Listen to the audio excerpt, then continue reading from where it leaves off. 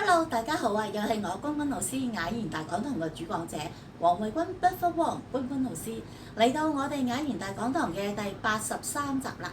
今日我哋講咩？今日我哋要講嘅係一個好特別嘅話題。呢個話題就係不要含怒度日落。點解啊？因為我哋其實每一日生活上，你會遇到好多困難啦、人事上嘅問題啦、同人嘅交往啦、經濟上嘅困難啦，或者係各方工作上嘅問題啦，甚至可能今日嘅嘢食都唔開心嘅，唔好食係咪？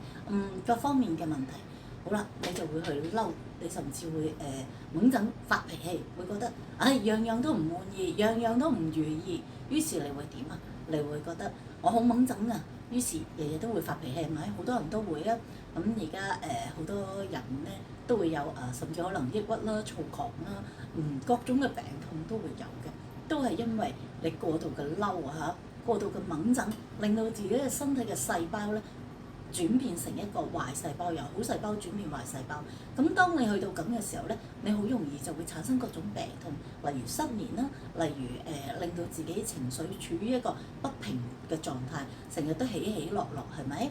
即係有高有低，咁變咗咧個人咧就處於一個唔好嘅狀態，好容易生病。因為病咧其實好多時咧都係因為你個情緒唔穩定啊，或者係你自己當然係染菌都會啦，或者你情緒唔穩定啊，咁咧都會令到你產生病痛嘅。好啦，咁我所以就會同大家講，不要含怒至日落啊！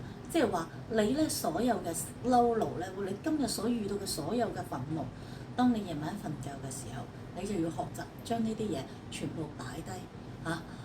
日落之前將所有嘅煩惱放低，知唔知道啊？咁你咧就要好好地將所有嘅麻煩啦、煩惱啦、唔開心啦，都一一擺低，讓自己處於一個穩定、平靜嘅狀態去休息。第二朝忘記晒佢，好好地再重新出發，再重新處理。每一個早上起身嘅時候，你都要記得今日我係重新開始，我要係一個新嘅人類，記唔記得？你要記住。你唔可以話將自己所有嘅麻煩啦、不幸啦，然之後帶住去瞓覺，第二朝起身又繼續煩惱，知唔知道？你每一日起身，你都要重新去出發，重新去認識自己。我今日將琴日嘅嘢解決咗佢，我係有解決問題嘅能力嘅，知唔知道？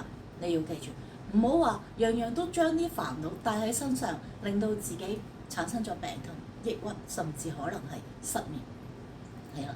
即係話，我哋不要含怒到日落，睡覺之前將一切放低，明白未？好，放下自在。好啦，今日就同大家講到呢度啦，拜拜啦，拜拜。